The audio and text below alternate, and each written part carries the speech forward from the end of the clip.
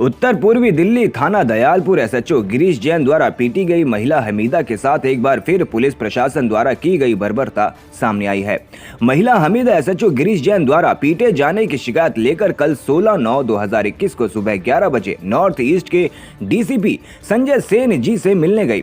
अपनी बर्बरता की शिकायत लेकर डीसीपी संजय सेन ने महिला को इस हद तक डराया और कहा कि यदि आप मीडिया को नहीं भगाती हो और इस केस में कंप्रोमाइज नहीं करती हो तो अभी तो आप पर सिर्फ एक केस 188 लगा है और अब मैं ऐसे केस लगवाऊंगा कि अब जमानत भी नहीं मिलेगी। महिला इस कदर डर गई और सहमी हुई और रोती हुई बाहर आई और अपने घर चली गई। दिनांक 17/9/2021 पीड़ित हमीदा ने इस पूरे मामले की जानकारी बाबुलुम मदरसा जमीयत उलमाए हिंद के दफ्तर में जनरल सेक्रेटरी मौलाना हकीमुद्दीन काशमी व मौलाना दाऊद अमीनी व अन्य सदस्यों की देखरेख में मीडिया को सारी जानकारी दी।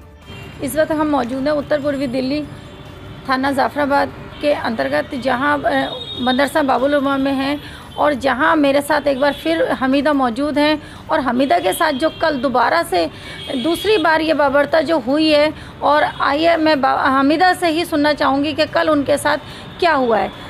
हमीदा जी, कल जो आपके साथ डीसीपी साहब का जो बिहेव रहा है वो किस तरह से रहा है? जैसे कल आप उनसे मिलने गए।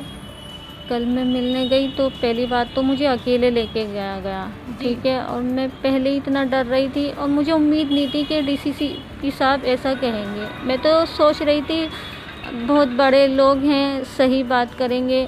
हालांकि उन्होंने शुरू में तो सही बात करी, लेकिन बीच में जाने के बाद ना उन्होंने मुझे डांटने लगे और कहने लगे जो तुमने ये मीडिया में जो ये फैलाई है बात, मीडिया को जो तुमने बताई है। मैंने कहा मैं मीडिया के पास नहीं गई थी, उन्हें कहीं से पता लग गया। वो मेरी रानी जो है मीडिया, जिस तरह से मैं खुद आपके साथ बाहर थी उस टाइम पे, तो उन्होंने क्या शब्द का प्रयोग किया?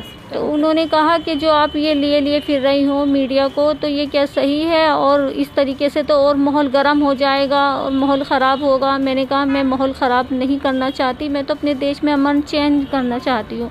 और मैंने अपनी वीडियो में कोई भी इस तरीके की बात नहीं कही है कि मुझे पीटने वाला हिंदू है या मैं मुसलमान हूँ इसलिए मुझे पीटा गया। मैंने तो ये कहा है कि एक ऐसे चुने मेरे साथ इतना गलत किया है कि मुझे बिना गलती पे बिना उस पर पीटा गया है। उस पे ऐसे डीसीपी कहने लगे कि ये तो 188 का मुकदमा कुछ भी नहीं है, जो तुम ये हो रहा है इससे तो तुम्हें कुछ ऐसे ही कहा उन्होंने 151 पता नहीं क्या, कि इसमें तो अगर तुम्हारे पे ये मुकदमा हो जाए। 188 में हाँ, जो आपके ऊपर धारा लगाई गई है 188 लगाई। लेकिन उसके बाद जो उन्होंने बोला था वो समझ में नहीं आया मेरी, कि अगर तुमने ऐसा करा तो इसमें ऐसा केस लग जाएगा तुम्हारे पे कि उसमें तो तुम्हारी जमानत भी नहीं होने की। और मैं इतना डर गई, बोले कि इनसे कुछ मत कहो और सिस्टम पे भरोसा रखो और हम तुम्हारे साथ सही करेंगे, ऐसा उन्होंने मुझे कहते भेजा। उन्होंने मिलने से और बात करने से बिल्कुल मना कर दिया। जी। जिस तरह से आप अंदर गए थे, जो आपका रवैया था, आपका जो माहौल था, आपका जो नेचर था, वो बहुत अच्छा था। क्योंकि मैं उस टाइम पे आपके साथ थी, मैं आपको मौजूदा हालत को बहुत अच्छे से जानती हूँ। और जिस टाइम आप डीसीपी से ऑफिस से बाहर आए हैं, और उस टाइम पे मुझे पता है कि सबसे पहले तो मुझे रोका गया अंदर जाने से आपके साथ। उसके बाद मैंने आपके हस्बैंड को, मुमताज़ जी को आपके साथ भेजा, तो इनको भी शायद बाहर दूसरे केबिन में रोक लिया गया था और अंदर आपको लिया गया था। जिस उम्मीद के साथ आप डीसीपी साहब से कल मिले थे, पूरी तरह से वो उम्मीद आपकी टूट चुकी। मुझे बहुत उम्मीद थी, मुझे ऐसा लग रहा था कि वो मेरी बात सुन के वो करेंगे, लेकिन जब उन्होंने इस तरीके की बात कही ना कि ऐसा केस लग जाएगा कि उसमें तुम्हारी जमानत भी नहीं होने की, आप उस पे बहुत ज़्यादा डर गए। जी, मैं बहुत ज़्यादा डर गई और मैंने बाहर आके किसी को कुछ भी नहीं कहा। तो मीडिया जो थी मेरे साथ वो पूछ रही थी बार बार मेरे से, लेकिन मैंने कुछ नहीं बताया। मैं घर जाके इतना रोई।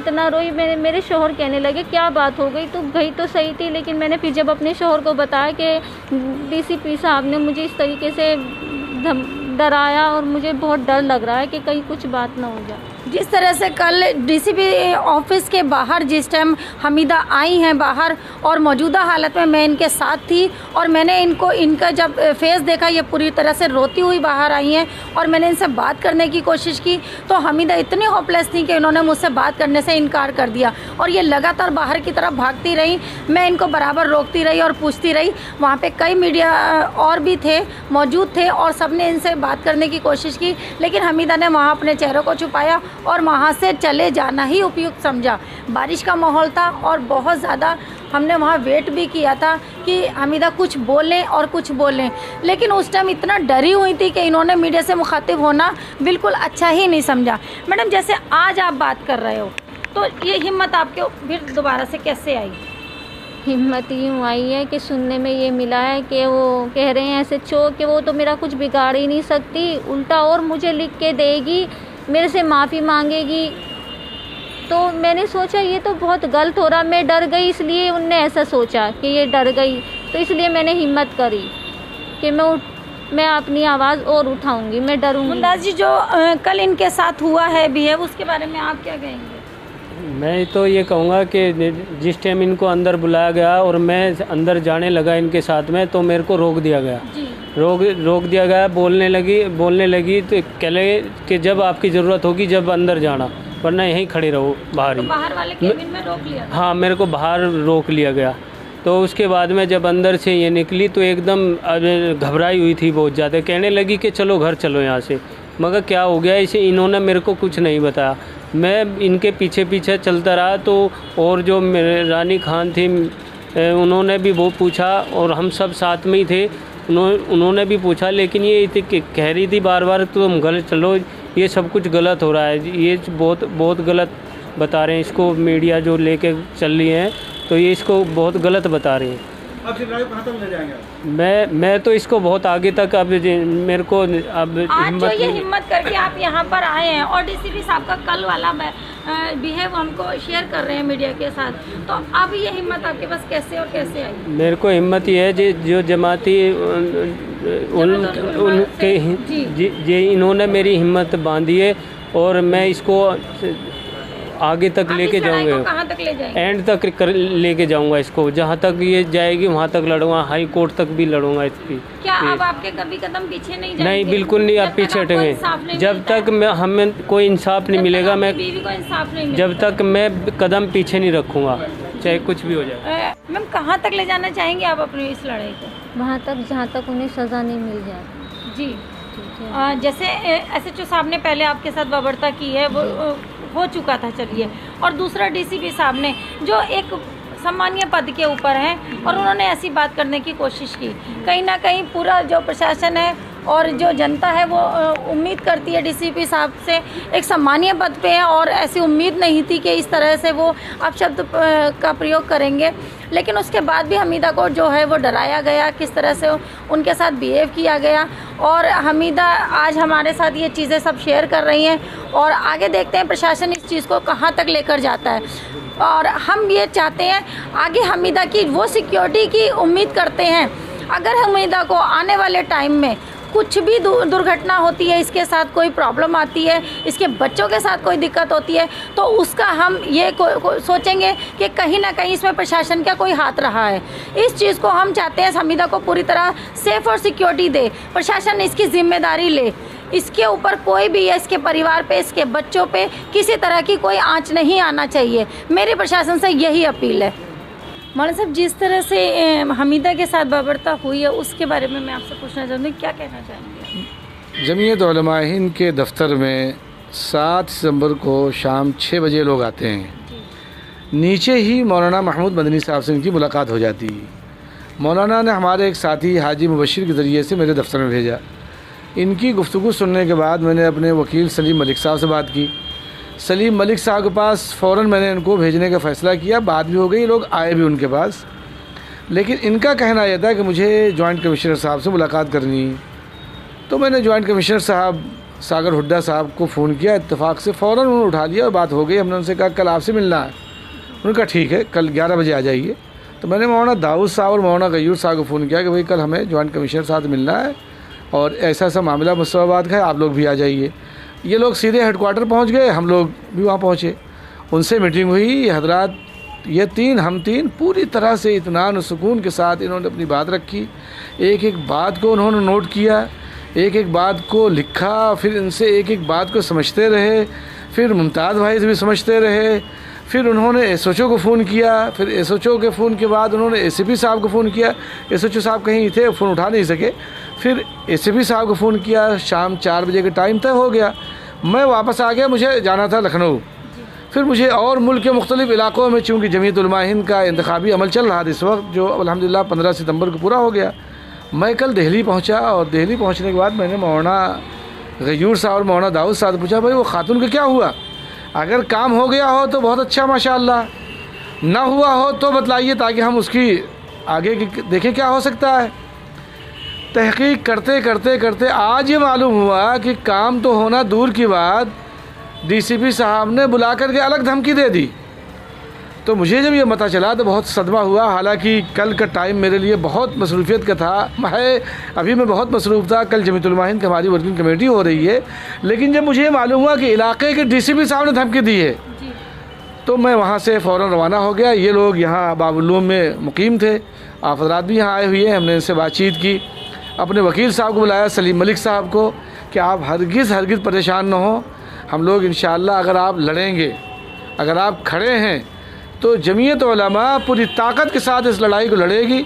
हम इंशाअल्लाह अफसरान से दोबारा बात करेंगे, उनसे मिलेंगे और हम डीसीपी साहब से भी मिलेंगे, हमें उससे कोई दिक्कत नहीं, हम उनसे बात करेंगे। कल थोड़ी हमारी मसरूफियत है, कल की मीटिंग हमारी पूरी हो जाएगी तो हम डीसीपी साहब से मिलेंगे, और ज़रूरत होगी तो हम फिर कमिश्नर साहब से मिलेंगे। और अदालती दरवाज़ा तो खुला ही है, सलीम मलिक साहब ने पूरी तैयारी कर ली है, इंशाअल्लाह इनके केस को हम अदालत में ले जाएंगे और अल्लाह इनकी मदद करेगा। जनाब एसएचओ साहब ने तो जो बाबरता की थी इनके साथ, दूसरा स्टेप डीसीपी साहब भी उसी लैंग्वेज में आ गए, तो क्या कहना चाहेंगे? पहले मरहले में हमें एसओचओ साहब को सस्पेंड करना चाहिए, उन्हें बर्खास्त करना चाहिए, तभी ये कार्रवाई आगे बढ़ सकेगी। डीसीपी साहब ने क्या कहा है, क्या नहीं कहा है, इन्होंने कुछ उसमें से हमें जिक्र किया है। जो इतने बड़े ज़िम्मेदार आदमी एक ज़िले का मालिक होता है और उनकी ज़बान से ये गुफ्तगू बिल्कुल गैर मुनासिब है। उनसे हम बात करेंगे, उनसे मिलेंगे, और ज़रूरत पड़ेगी तो हम उनकी भी कंप्लेन करेंगे, उनकी भी कंप्लेन करेंगे, और ज़रूरत पड़ेगी तो उनके लिए भी हम कोर्ट में जाएंगे। और इन्हें हर हाल में इंसाफ मिलना चाहिए। एक ही शर्त है, मैं आपके ज़रिए से भी ये कहलवाना चाहता हूँ, इनको भी, और वो लोग जो इन पर दबाव बना रहे हैं वो भी, और जो लोग इस वक्त इन मामलात को देख रहे हैं सारे लोग, कि इनके साथ इंसाफ किया जाए। और हमें उम्मीद है कि इंशाअल्लाह इंसाफ मिलेगा। हमारा मुल्क बहुत अच्छा है, हमारी अदालतें, हमें उन पर भरोसा है, एतमाद है। और दिल्ली पुलिस को अदालत ने तो पूरी तरह से फटकार लगा रखी, वो नंगा कर रखा है उनको दिल्ली फसाद के ताल्लुक़ से। अल्हम्दुलिल्लाह जमीयत उलमा हिंद हज़रत मौलाना महमूद मदनी साहब की तरफ से वकला के साथ टीम है, जो हमारे मौलाना नियाज़ फारूकी साहब देख रहे हैं। 500 के करीब हमने दिल्ली फसाद ज़दगान की अब तक ज़मानत करा ली है। इनकी भी लड़ाई लड़ेंगे इंशाअल्लाह पूरी तरह से। मौलाना साहब, मीडिया से मुखातिब तो मना कर रहे हैं डीसीपी साहब, उसके बारे में क्या कहेंगे आप? ये तो हमारा हक़ है, इस जमहूरी हक़ को कौन हमारे दबा सकता है? ये इस मुल्क की यही तो खूबी है कि हम हर शख्स आज़ाद है और पूरी आज़ादी के साथ अपनी बात को कह सकता है। सोशल मीडिया की यही तो कमाल है कि जो बड़े चैनल हैं वो लोगों की ज़बानों को दबा लें, ना बतलाएं, पर सोशल मीडिया जो आप लोगों के ज़रिए से काम हो रहा है, हमारे फरहान भाई हैं, आप हैं, तो इसके ज़रिए से इंशाअल्लाह इनको इंसाफ मिलेगा ही। तो उसी के कड़ी है, मिलेगा इंशाअल्लाह, परेशान होने की ज़रूरत नहीं। मौलाना सर, डीसीपी साहब का जो कल नया चेहरा सामने आया उसके बारे में पूछना चाहूँगी, उस पर क्या कहना चाहेंगे आप? देखिए, अभी पूरी बात हमारे सामने तो है नहीं कि डीसीपी साहब ने क्या कहा है, क्या नहीं कहा है, कितने अल्फाज अदा किए हैं, अच्छे किए हैं, बुरे। लेकिन मौलाना हकीमुद्दीन साहब कासमी जो हमारे नाज़िम उमूमी हैं, अभी उन्होंने आपको बताया कि कल तो वर्किंग कमेटी है, उसके बाद डीसीपी साहब से भी हम मुलाकात करेंगे कि इतने बड़े ऑफिसर से ये बात मुनासिब नहीं है कि वो इस तरह से, इस अंदाज से। साहब उस पद की गरिमा को देखते हुए डीसीपी साहब बहुत ऊंचा ओहदा है और पूरे इलाके के, पूरे ज़िले के जिम्मेदार हैं, IAS IPS अफसर हैं, तो और जो उनका ओहदा है उसके मुताबिक तो मैं समझता हूँ कि डीसीपी साहब को ये अल्फाज अदा नहीं करने चाहिए थे। और हम उनसे मिल कर के इनकी बात रखेंगे, मजलूम है, इनके लिए पूरी बात करेंगे। और वहाँ से भी नहीं तो फिर जो हमारे नाजिम उमूमी साहब ने कहा है हम अदालत का दरवाज़ा खटखटाएंगे। कहाँ तक जाएगी इस केस के लिए? जमीयत उलमा हिंद नीचे से लेकर ऊपर तक जाएगी, जब तक इनको इंसाफ मिलेगा इंशाअल्लाह हम हाई कोर्ट और सुप्रीम कोर्ट तक भी जाएंगे।